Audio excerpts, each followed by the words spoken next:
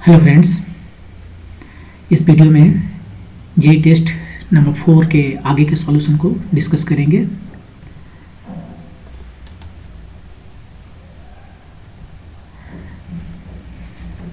यहाँ पर question number 13 है कि इन ए आंक्स डबल स्लिट एक्सपेरिमेंट, ये डबल स्लिट एक्सपेरिमेंट है। ये रहा स्क्रीन, ये दोनों के बीच, ये स्लिट नंबर 1 स्लिट नंबर 2 और दोनों के बीच का जो डिस्टेंस है वो d है। और ये d और इस पर जो लाइट आ रहा है उसका वेवलेंथ लैम्डा में ये रिलेशन है, लैम्डा इक्वल टू 2d। आप यहाँ से समझ सकते हो कि d के कितना छोटा है। d जो है सो लैम्डा बाई 2 है। लैम्डा यदि हम रेड कलर का लेते हैं जिसका वेवलेंथ विजिबल लाइट में सबसे ज़्यादा होता है, उसका 780 नैनोमीटर होता है। तो ये 380 नैनोमीटर है, 0.38 माइक्रोमीटर है। मिलीमीटर में बात करें तो 0.123 तो जीरो डालना होगा, इतना मिलीमीटर है। कितना छोटा है, इसके बीच का डिस्टेंस बहुत कम रखना पड़ेगा इंटरफेरेंस देखने के लिए। एनीवे, क्वेश्चन ये है कि सेम इंटेंसिटी का जो लाइट है वो ये दोनों पर आ रहा है और वो कोहेरेंट है। कोहेरेंट मतलब उसके बीच का जो फेज डिफरेंस है वो सेम है। मान लेते हैं यहाँ पर जो लाइट आ रहा है उसका इंटेंसिटी I1 है, I है। यहाँ पर जो आ रहा है वो भी I है, ठीक है। और कोई पॉइंट P यहाँ पर है स्क्रीन पर, जो कि ए मिड पॉइंट से दोनों स्लिट के बीच का जो मिड पॉइंट है उसके साथ में एंगल थीटा बनाता है। क्वेश्चन ये है कि यहाँ पर जो इंटेंसिटी है IP को, ये जो सेंट्रल ब्राइट मैक्सिमा जहाँ होता है यहाँ से सिमेट्रिक एकदम इस पॉइंट पर जो सेंट्रल ब्राइट मैक्सिमा है उसका यदि इंटेंसिटी I0 का है उसका हाफ है। ये थीटा बताना है कि थीटा कितना होगा। थीटा के किस वैल्यू के लिए P पॉइंट पर जो इंटेंसिटी है लाइट का ड्यू टू इंटरफेरेंस, वो यहाँ पर जो लाइट की इंटेंसिटी है उसका हाफ होगा। तो हमें दो चीज़ें पता करना है। पहले ये I0 कितना है, लाइट की इंटेंसिटी यहाँ पर कितना है, O पर सेंट्रल ब्राइट मैक्सिमम कितना होता है, और P पर कितना है, ये दोनों ही पता करना है। तो देखिए, इसके लिए जो किसी भी पॉइंट P पर ये जो इंटेंसिटी आता है वो कितना होता है, वो होता है पहला पर इंटेंसिटी, यहाँ पर दूसरा स्लिट पर जो इंटेंसिटी है 2 square root over I1 I2 cos phi. ये बिल्कुल फार्मूला आता है यहाँ से। यदि एम्पलीट्यूड स्क्वायर को आप देखेंगे वेक्टर सम में, A1 square plus A2 square plus 2A1 A2 cos phi, और ये इंटेंसिटी जो है सो इसके प्रोपोर्शनल होता है। तो ये इंटेंसिटी हो गया I, ये I1, ये I2, 2 I1 I2 cos phi. यही फार्मूला है। ये एम्पलीट्यूड के लिए जो लिखते हैं फार्मूला, दो वेक्टर के सम का जो फार्मूला है, दो वेक्टर को ऐड करते हैं तो इसका जो रिजल्टेंट होता है वो कितना होता है, इसके बीच का एंगल फाई है। यहाँ वही फार्मूला लगता है। और एम्पलीट्यूड का स्क्वायर जो है सो उसकी इंटेंसिटी के बराबर है, तो ये फार्मूला लिख सकते हैं। ये ब्राइट मैक्सिमा पर कितना है, फाई 0 है। फाई जो है फेज डिफरेंस है। फेज डिफरेंस जो यहाँ से चलने की वजह से हुआ है, क्योंकि यहाँ पर तो फेज डिफरेंस उसका हमेशा कॉन्स्टेंट है। जो डिफरेंस आ रहा है यहाँ से यहाँ तक चल रहा है, यहाँ से यहाँ तक चल रहा है, दोनों सेम डिस्टेंस चला, तो उसके बीच का फेज डिफरेंस 0 है। और फेज डिफरेंस 0 है तो ये हो गया 1, और तब हम IP को लिख सकते हैं square root over I1 plus square root over I2 का होल स्क्वायर।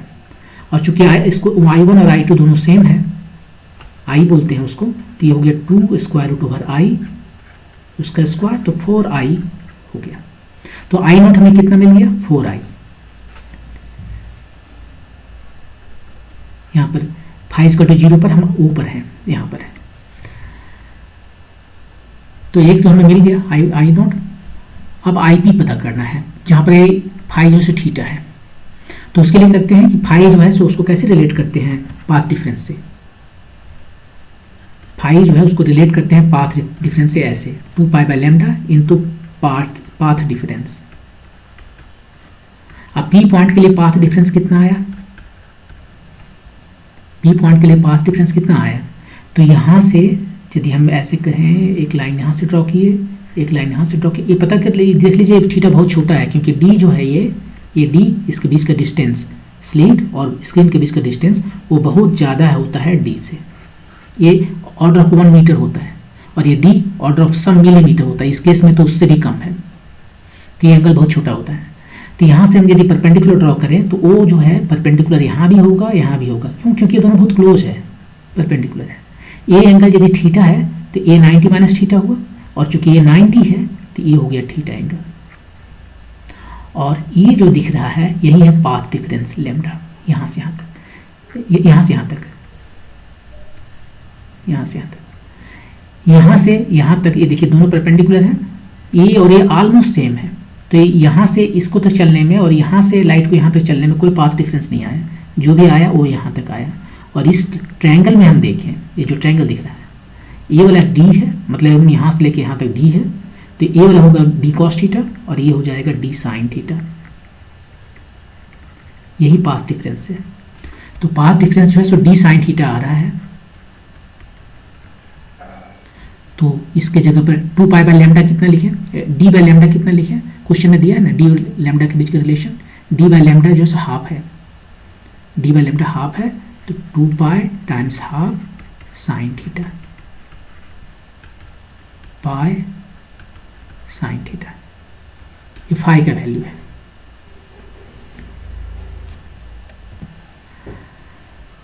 अब क्या करना है, अब आईपी का वैल्यू निकालना है। चलिए आईपी का वैल्यू निकालते हैं। आईपी कितना है, ये दोनों सेम है, आई है 2, ये आई है, ये आई है। अब कॉस फाई, फाई मतलब पाई साइन थीटा, यहाँ पर ये कितना हो गया 2i plus 2i cos phi, phi मतलब पाई साइन थीटा। यहाँ पर 2i कॉमन कर लिए, 1 plus cos pi sine theta. IP कितना है, आईपी जो है सो हमने निकाला है, निकाला नहीं है, यहाँ पर दिया है। आईपी जो है सो आई नोट का हाफ है,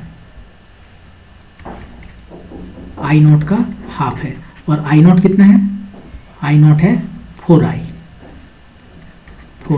उसका हाफ। तो यहाँ पर क्या बच गया, ये 2i, ये 2 चला गया, 1 equal to 1 plus cos pi sine theta. तो यहाँ से ये 1 भी चला गया, कॉस पाई साइन थीटा कितना आया 0। इसका मतलब है ये कॉस कितना होगा पाई बाई 2, तो पाई साइन थीटा आया पाई बाई 2, साइन थीटा आया हाफ, तो थीटा कितना आ गया 30 डिग्री। ये आपका आंसर हो गया। तो इसमें देखिए क्या करना है, इसमें ये करना है कि जब यहाँ पर एंगल थीटा है तो ये जो पाथ डिफरेंस यहाँ से जो लाइट आ रहा है उसके बीच में जो पाथ डिफरेंस है वो है ए लाइन, और ए होता है D sine theta. Actually interference के लिए जो फार्मूला है वो तो यहीं से बनता है, इसी पाथ डिफरेंस से तो फार्मूला बनता है। अब उसके बाद में क्वेश्चन में ये कहा गया है कि ये पी पॉइंट पर जो एंगल थीटा बना रहा है वहाँ पर इंटेंसिटी, ये जो सेंट्रल ब्राइट मैक्सिमा है उसका इंटेंसिटी का हाफ है, ये दिया हुआ है। और ये भी दिया हुआ है कि जो वेवलेंथ है वो डी का डबल है। तो हम यहाँ पर जो फार्मूला यूज करते हैं वो इंटेंसिटी का on some arbitrary point P, वो होता है दोनों जगह का इंटेंसिटी प्लस 2 टाइम्स उसका स्क्वायर रूट का प्रोडक्ट का स्क्वायर रूट, और कॉस फाई, फाई है फेज डिफरेंस जो कि रिलेटेड होता है पाथ डिफरेंस से बाय दिस फार्मूला। ये phase difference is equal to 2 pi by lambda path difference. और फिर इसके बाद में फाई इक्वल टू 0 पर हमारा सेंट्रल मैक्सिमम है। यहाँ पर सेंट्रल मैक्सिमम जो है यहाँ इस पॉइंट पर जो सिमेट्रिक है वहाँ पर फाई 0 है, तो आई यहाँ पर जो इंटेंसिटी है वो कितना हो जाएगा, उसको आई नोट से डिनोट करते हैं। ये हो जाएगा फाई इक्वल टू 1, तो ये हो जाएगा square root over i1 plus square root over i2 का होल स्क्वायर। और चूंकि i1 और i2 दोनों सेम है तो ये आ गया 4i। अब चलते हैं इस आर्बिट्री पॉइंट P पर, वहाँ पर यहाँ से सारा वैल्यू रखते हैं, i1 और i2 दोनों का वैल्यू i है, यहाँ भी सबका वैल्यू रखते हैं, और फाई के वैल्यू यहाँ पर लिखते हैं। फाई के यहाँ से देख लिए कि जो फेज डिफरेंस है वो आ रहा है इतना, उसको सब्स्टिट्यूट किए और इसको सिंप्लीफाई किए तो हमारे वैल्यू आ गया 30 degree. Okay, next question. A dipole is formed by two equal and opposite charges और मैग्नीट्यूड q। यहाँ पर डाइपोल है, ये दो ठो चार्ज है, ये माइनस क्यू, ये प्लस क्यू, और ये जो है सो कनेक्टेड है किसी रड से, एक रड है उससे कनेक्टेड है। इस रड का मास है कैपिटल M और ये जो स्मॉल चार्जेस है उसका मास है स्मॉल m। किसी इलेक्ट्रिक फील्ड में रखा हुआ है और वो इक्विलिब्रियम में है, तो इलेक्ट्रिक फील्ड का डायरेक्शन इधर लेते हैं, तो इस पर फोर्स इधर लगेगा, इस पर फोर्स इधर लगेगा, और वो शांति से बैठा हुआ है।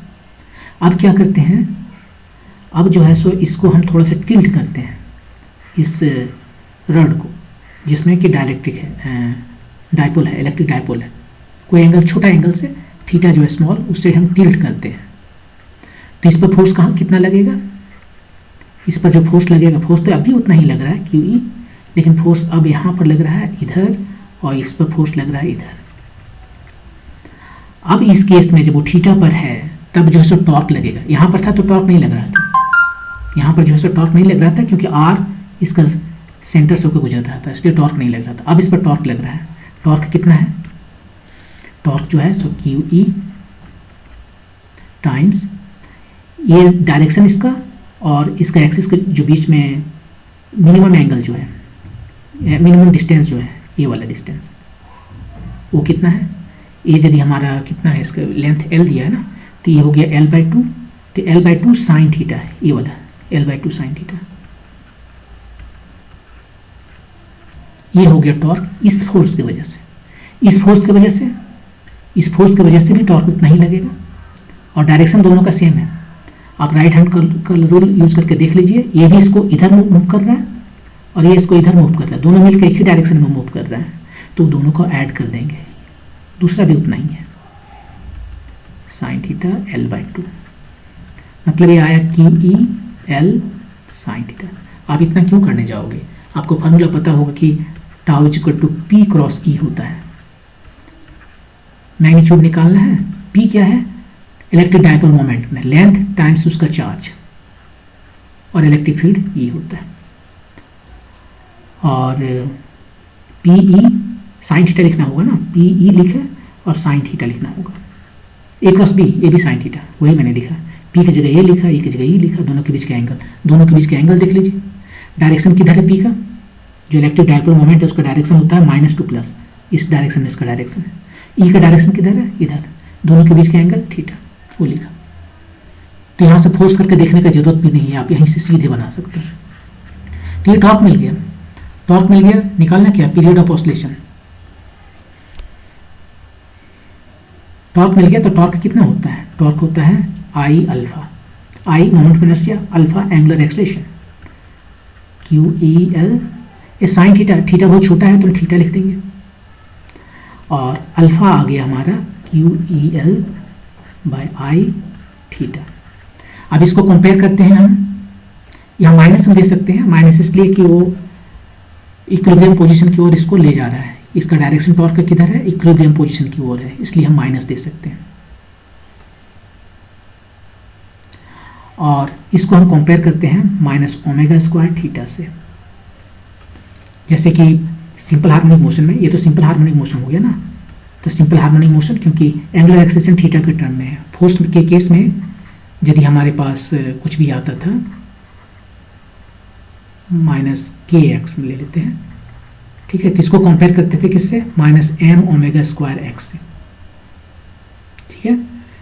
यहाँ पर भी उसी से कंपेयर करना पड़ेगा, m की जगह पर I लिखना पड़ेगा, I मैं भूल गया।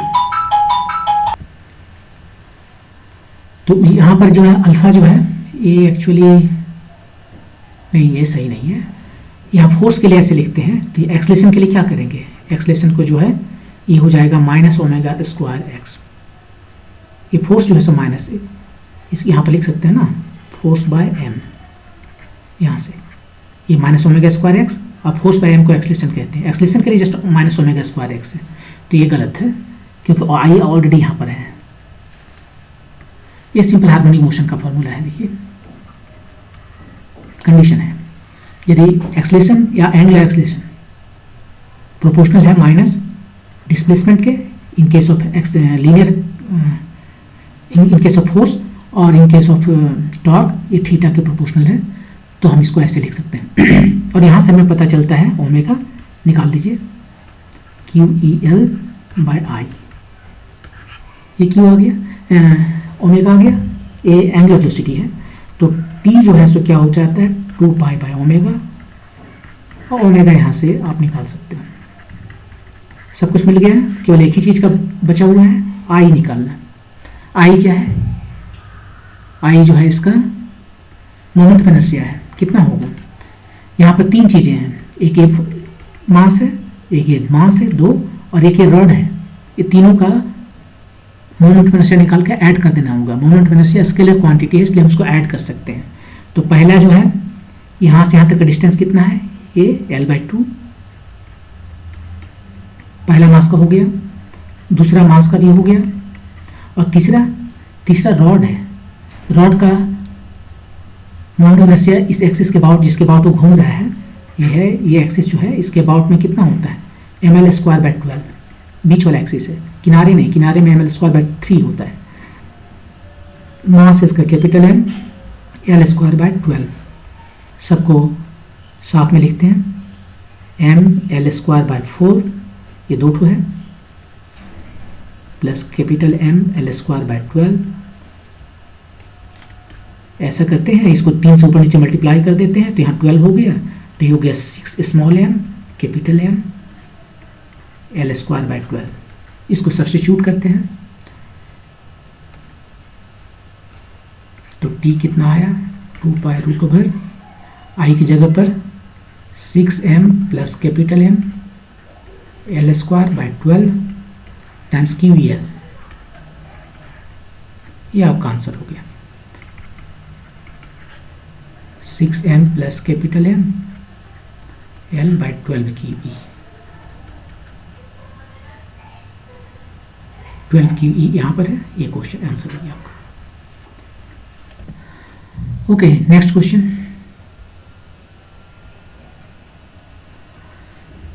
नेक्स्ट क्वेश्चन है कि the magnetic susceptibility of aluminium is 2.2 times 10⁻⁵ at temperature. इसका कोई डायमेंशन नहीं होता है, इसलिए यहाँ डायमेंशन नहीं लिखा। ये जो ससेप्टिबिलिटी है काय से डिनोट करते हैं, उसका कोई डायमेंशन नहीं होता है। 300 केल्विन पर जो है इतना वैल्यू दिया हुआ है, और 750 केल्विन पर उसको बताना है। यहाँ पर हम क्यूरिस लॉ लगाएंगे।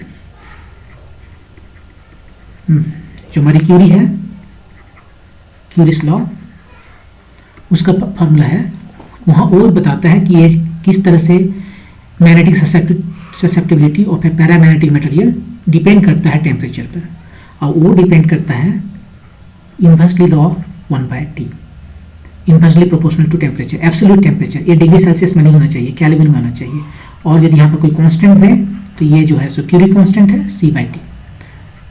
और यदि हम इसको ऐसे मल्टीप्लाई कर दें तो ऐसे लिख सकते हैं। तो कहने का ही मतलब है कि एक टेम्परेचर पर यदि उसका वैल्यू x1 है, chi1 है, तो दूसरे टेम्परेचर पर chi2 ऐसे रिलेटेड है।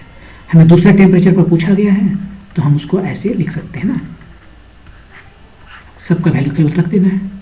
chi1 के वैल्यू जो है सो 2.2 10⁻⁵, T1 कितना है 750 नहीं 300 है।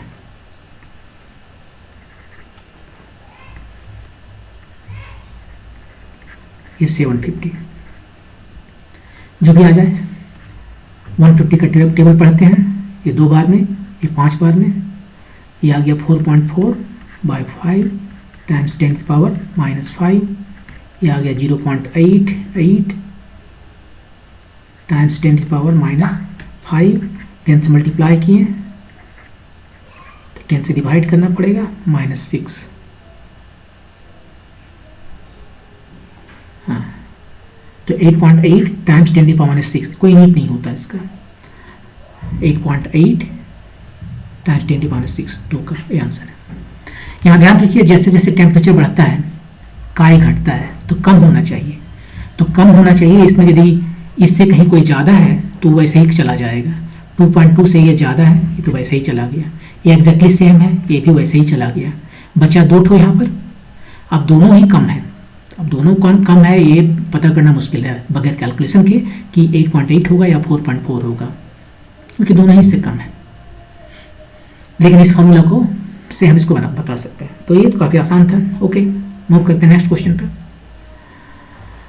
The resistivity of aluminium is rho is to 2.7 times 10⁸ omega metre. Current I is equal to 6 ampere passes through aluminum wire of radius R is equal to 5 millimeter. If the drift velocity Vd is equal to 9 times 10⁻4 metre पर second. Drift velocity हमेशा बहुत कम होता है। देखिए ये 90 millimetre पर second है। एक सेकेंड में फ्यू मिलीमीटर चलता है, यहाँ 90 मिलीमीटर चल रहा है, नहीं 90 नहीं 0.9 मिलीमीटर चल रहा है। The mobility of the charges is, इसका मोबिलिटी जो है उसको बताना है। मोबिलिटी को कैसे डिफाइन करते हैं?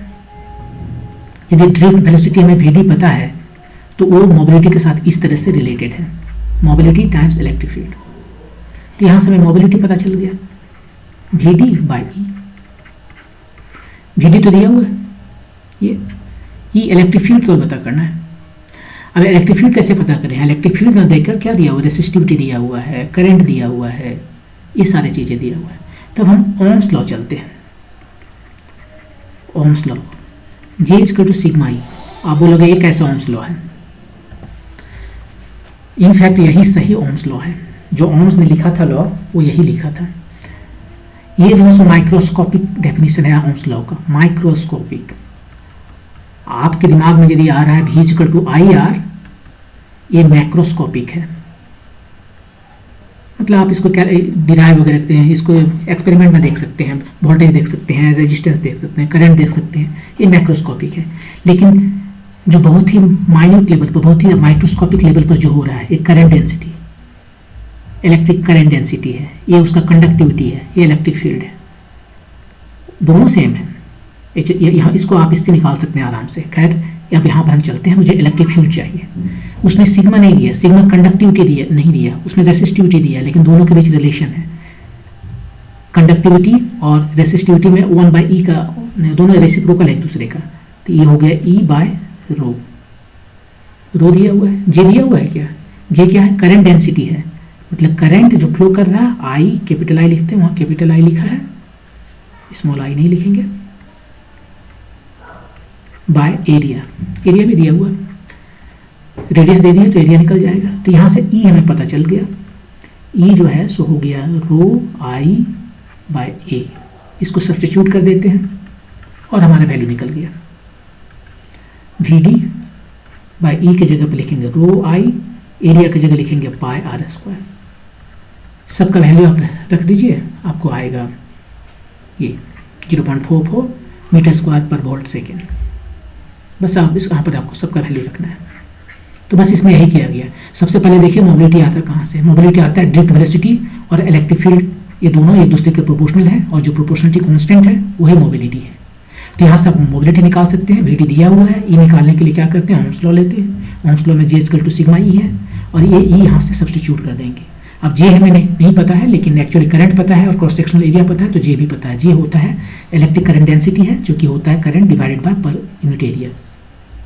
और यहाँ पर ये कंडक्टिविटी दिया हुआ है, जो कि रेसिप्रोकल होता है रेसिस्टिविटी का। तो इसको लिख दिया E बाय सिग्मा, और यहाँ से का वैल्यू सब्स्टिट्यूट करके सबका वैल्यू रखेंगे, ये आंसर मिल जाएगा। ओके, मूव करते हैं नेक्स्ट क्वेश्चन पे। ये resistance R equal to 50 ohm and inductance L and a capacitance C equal to 200 microfarad are connected in series with an AC source of 220 दिया हुआ है वोल्टेज है। For what value of L the current in the LCR circuit is maximum. ये resistance is capacitor और ये हमारा AC source है, 220 sine 100 pi T.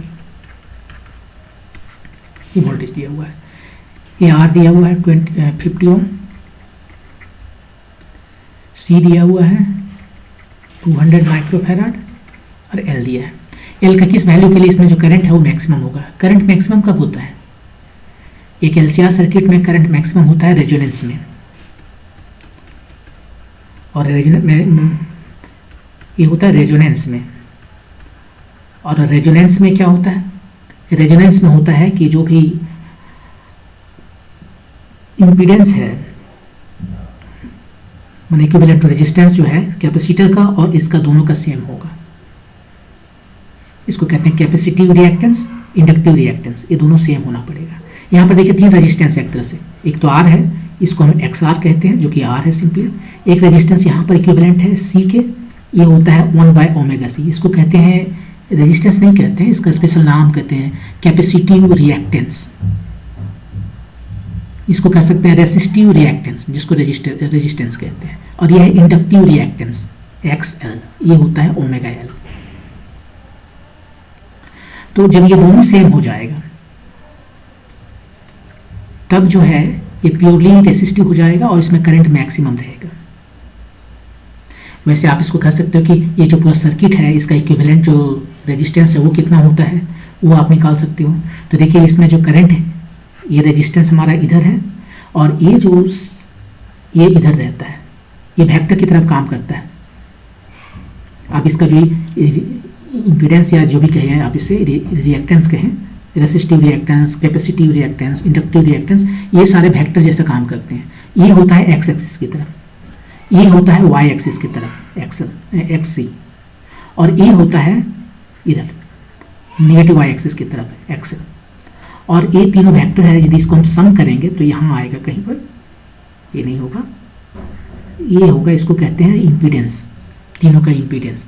वो कितना हो जाएगा, पाइथागोरस थ्योरम लगाएंगे आर स्क्वायर, ये यहाँ से यहाँ तक कितना आएगा टोटल माइनस ये वाला एक्सएल, ये टोटल यहाँ पर एक्स सी है और ये वाला ऊपर ले जाएंगे यहाँ तक आएगा, माइनस देंगे एक्स सी माइनस एक्सएल, ये इम्पीडेंस है। और करंट कितना होगा, करंट होगा जो भी वोल्टेज है डिवाइडेड बाय इम्पीडेंस। अब करंट को मैक्सिमम होने के लिए जेड को क्या होना पड़ेगा, मिनिमम, और मिनिमम कब होगा, इसमें आर तो फिक्स्ड है ये, लेकिन एक्सी और एक्सएल वो डिपेंड करता है ओमेगा पर। यहाँ पर जो ओमेगा है फ्रीक्वेंसी जो है एसी सप्लाई का, उस पर डिपेंड करता है। देखिए एक्सी जो है सो 1/ओमेगा सी, ओमेगा ये ओमेगा वही है जो यहाँ पर है sine omega T, V naught sine omega T, तो इस पर डिपेंड करता है। आप इस फ्रीक्वेंसी को चेंज कीजिए या फिर सी को चेंज कीजिए। यहाँ पर फ्रीक्वेंसी सेम रखा है, सी को चेंज करिए, सी को चेंज नहीं किया, सी भी फिक्स कर दिया, एल को चेंज करना है सो दैट कि इससे ये वाला टर्म जीरो हो जाए। ये यदि जीरो हो गया तो ये सबसे कम हो जाएगा, क्योंकि ये तो फिक्स है, इसको कुछ नहीं कर सकते, जो करना है यही करना है। तो इसको मिनिमम कर सकते हैं और मिनिमम वैल्यू क्या होगा, जीरो। और वो जीरो कब होगा, जब एक्सी और एक्सएल बराबर होगा। और एक्सी है जो 1/ओमेगा सी इक्वल टू ओमेगा एल। और यहाँ से आपको मिल गया एक रिलेशन कि omega square equal to 1/CL। यही तो रेजोनेंस के लिए फ्रीक्वेंसी भी निकालते हैं। ओमेगा यहाँ से जो है रेजोनेंस फ्रीक्वेंसी है, एंगुलर फ्रीक्वेंसी है, ओमेगा इक्वल टू 2πf से ये फ्रीक्वेंसी आप कर सकते हो लीनियर फ्रीक्वेंसी, जो कि रेजोनेंस फ्रीक्वेंसी है। CL का वैल्यू पता है तो यहाँ पर ओमेगा स्क्वायर निकल जाएगा। आर चाहे कुछ भी हो, कोई फर्क नहीं पड़ता, आर का वैल्यू 50 हो कुछ भी हो। इसमें मैं क्या करंट मैक्सिमम कब होगा, वही मैक्सिमम करंट का वैल्यू चेंज हो जाएगा यदि ये चेंज होगा तो। लेकिन ये मैक्सिमम कब होगा करंट, जब ये दोनों सेम हो जाए, यानी ओमेगा स्क्वायर जब 1/CL हो जाए। और ओमेगा दिया हुआ है, ओमेगा कितना दिया हुआ है, ये 100 पाई, यही ओमेगा है, ये हुआ 100 पाई CL, सी कितना है, सी है 200 माइक्रोफैराड, 200 माइक्रोफैराड। और एल हमें पता करना है, तो एल हमें पता चल गया यहाँ से 200 माइक्रोफैराड, ये 100 का स्क्वायर 10⁴ पाई स्क्वायर, 4 5 6 ये खत्म, बचा 1/2 पाई स्क्वायर। पाई स्क्वायर को 10 ले लेते हैं, उसको 10 ले सकते हैं, वो बहुत करीब है 10 के। 1/0.2, 0.2 कैसे 20 होगी ना, 10 से इधर मल्टीप्लाई कर दिया, इधर मल्टीप्लाई कर दिया, ये 5, एक और मल्टीप्लाई कर दिया तो ये हो गया 50 milli henry, 50 milli henry, 50 milli henry, सही है। तो देखिए इसमें करंट जो है किसी भी LCR सर्किट में मिनिमम कब होगा, जब ये वाला टर्म जो है जीरो हो जाए, XC इक्वल टू XL हो जाए। और यदि करंट का मिनिमम वैल्यू कितना होता है, उस वक्त जो करंट मिनिमम आ रहा है वो कितना हो जाएगा, वो यहाँ से देख सकते हैं, V/Z। अभी कितना है 227 ओमेगा, ये 100 पाई टी है।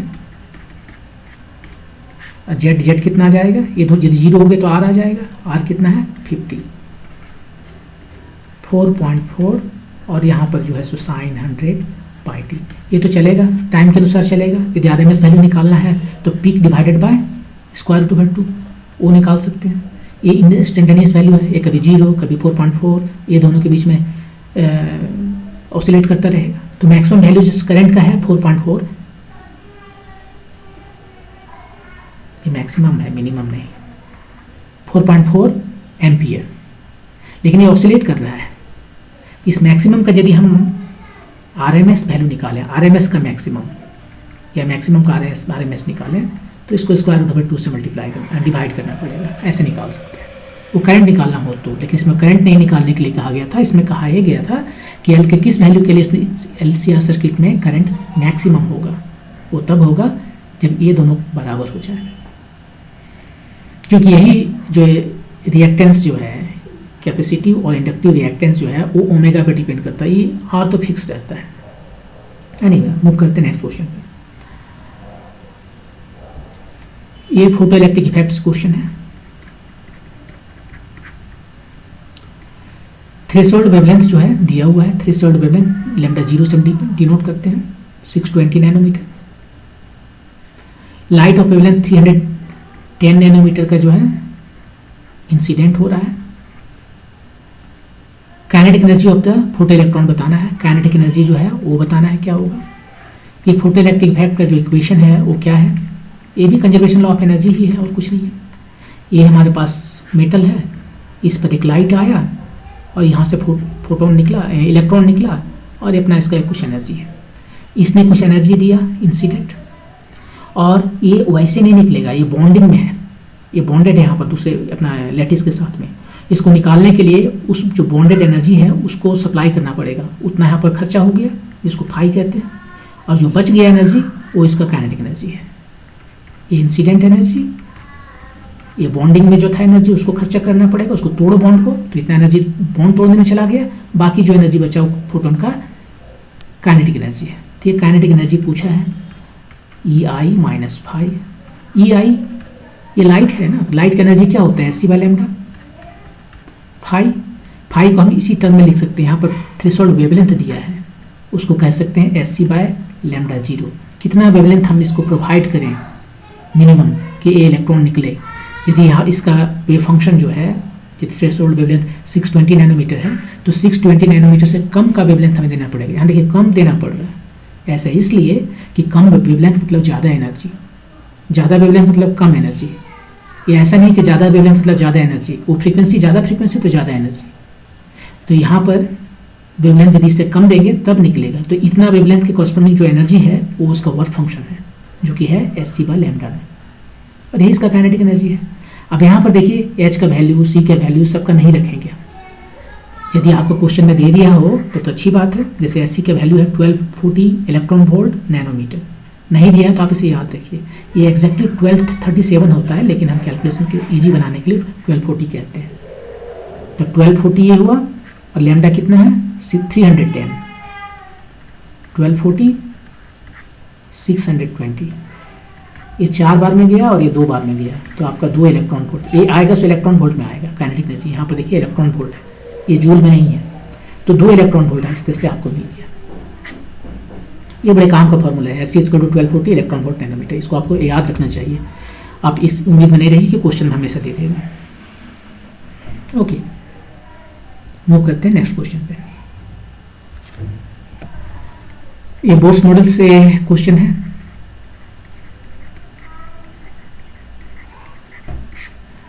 हाइड्रोजन लाइक एटम है। आपको पता होना चाहिए कि जो बोर्स का मॉडल है वो सभी एटम के लिए लागू नहीं होता। आप हीलियम में भी लागू नहीं कर सकते, लिथियम में भी लागू नहीं कर सकते, हाइड्रोजन में लागू कर सकते हैं ये। और यदि किसी और में करना है तो हाइड्रोजन लाइक एटम में करना है। मतलब हीलियम यदि है तो उसका उसमें कितने इलेक्ट्रॉन रहते हैं 2, एक इलेक्ट्रॉन को भगा दीजिए तो क्या बच गया, एक ही इलेक्ट्रॉन उसके चारों तरफ है। तो यहाँ पर इसके पास 2 प्रोटॉन हो गया, ये प्रोटॉन और एक इलेक्ट्रॉन चक्कर लगा रहा है। तो इस यहाँ पर आप लागू कर सकते हैं। आप इसको सोडियम में भी लागू कर सकते हैं। यदि आपने यहाँ पर 10 प्रोटॉन है, इसको 11 प्रोटॉन है ना, सोडियम में 11 प्रोटॉन है और 10 इलेक्ट्रॉन को भगा दिया है आपने, तो एक ही बच जाए, मैंने 10+। ये बहुत मुश्किल काम है। तो 10 इलेक्ट्रॉन भगा दिया तो एक ही इलेक्ट्रॉन बच गया, तब यहाँ पर लागू कर सकते हैं। इस सारे को कहते हैं हाइड्रोजन लाइक एटम। मतलब न्यूक्लियस में चाहे जितना भी प्रोटॉन रहना है रहो, लेकिन एक ही इलेक्ट्रॉन होना चाहिए, एक से ज़्यादा इलेक्ट्रॉन नहीं होना चाहिए, उसको कहते हैं हाइड्रोजन लाइक एटम। तो उस तरह के जो एटम है उसमें radius of electron in nth orbit Rn depends on n, atomic number Z and mass of electron m। कैसे? अब सबको पता है कि भाई Rn जो है, हम सभी को याद रखते हैं, ये जो है सो n² Z के ऐसे वैरी करता है। m² Z यहाँ भी है, यहाँ भी, ये दोनों सही है। ये तो ऐसे ही गलत हो गया, ये भी गलत हो गया। ये दोनों में से कौन चूज किया जाए? तो इसके लिए आपको डिराइव करना पड़ेगा। या फिर आप ऐसे कर सकते हो, यदि मास ज़्यादा है तो उसका ऑर्बिट का रेडियस कम होगा, तो ये सही हो जाएगा। जितना ज़्यादा मास होगा उसका ऑर्बिट का रेडियस उतना कम हो जाएगा। वैसे डिराइव करना कोई बड़ी बात नहीं है, आप इसको तुरंत 2 लाइन में डिराइव कर सकते हैं। तो इस सब को डिराइव करने के लिए क्या करना होता है? 2 चीज़ें करना होता है। एक तो करना पड़ता है कि सेंट्रीपिटल फोर्स में सर्कुलर मोशन देखना पड़ता है, जस्ट सर्कुलर मोशन एक तरफ, और दूसरी तरफ जो है, जो मेन चीज़ जो बोर्स ने दिया था, बोर्स थ्योरी, वो जो क्वांटाइजेशन है, L जो है सो NH क्रॉस होता है। मतलब कि इलेक्ट्रॉन हर एक ऑर्बिट में नहीं घूम सकता, ये उसी ऑर्बिट में घूमेगा जहाँ पर उसका एंगुलर मोमेंटम, L जो एंगुलर मोमेंटम है, वो उसका नंबर ऑफ किस ऑर्बिट में घूम रहा है वो नंबर टाइम्स H क्रॉस मतलब h/2π, ये है H क्रॉस। तो n टाइम्स H क्रॉस ये होना चाहिए। तो ये दोनों को ही हमें यूज करना है और कुछ नहीं। या फिर L जो है सो MVR होता है, आपको ये पता है, एंगुलर मोमेंटम, उसको MVR से भी डिनोट करते हैं, NH क्रॉस। और सर्कुलर मोशन के लिए क्या है? सेंट्रीपिटल फोर्स चाहिए। इसको घूमने के लिए एक सेंट्रीपिटल फोर्स चाहिए, वो कितना होता है? वो होता है mv²/r। इसको प्रोवाइड कौन कर रहा है? एट्रैक्शन। और एट्रैक्शन कितना है? Ze²/4πε0r²। अब यहाँ से और यहाँ से मिला के आप इसको Rn का वैल्यू निकालना है। देखिए बाकी चीज़ से मुझे कांस्टेंट से मतलब नहीं है, तो बाकी सब कांस्टेंट हम भूल जाते हैं, हम सिंपली कह देते हैं, ये देखिए ये हो गया यहाँ पर सब कांस्टेंट बाय R = mv²। ठीक है, इतना बचा हुआ है। अब इसको यूज करना चाहते हैं हम, MVR चाहिए हमें, तो एक तो m से मल्टीप्लाई कर दिए, एक से m से डिवाइड कर दिए। यहाँ m² v² r² अपने से हम डिवाइड और मल्टीप्लाई कर दिए, तो ये ऊपर वाला क्या हो गया? mvr² और नीचे में हो गया mr²। और MVR जो है यहाँ पर देख रहे हैं n² h² और ये जो है सो mr²। तो इतना इक्वल टू k/r है, तो k times k equal to कितना आ गया? k times r is equal to n², और z भी लेना था ना, ये z, यहाँ पर z भी रख लेते हैं, n² h²/m।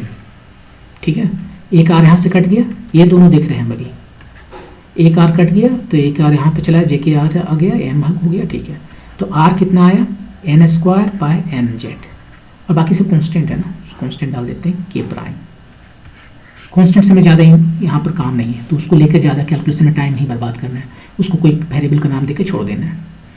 जिन जिन चीज़ों से हमें ज़रूरत है, z से ज़रूरत है, m से ज़रूरत है, और r से ज़रूरत है, और n से ज़रूरत है, उसको रखेंगे, बाकी सबको कांस्टेंट में डाल देंगे। तो देखिए आ गया n²/mz, ये आपका आंसर हो गया। ओके, बाकी बचे हुए क्वेश्चन को नेक्स्ट वीडियो में फिनिश कर देंगे। Thank you.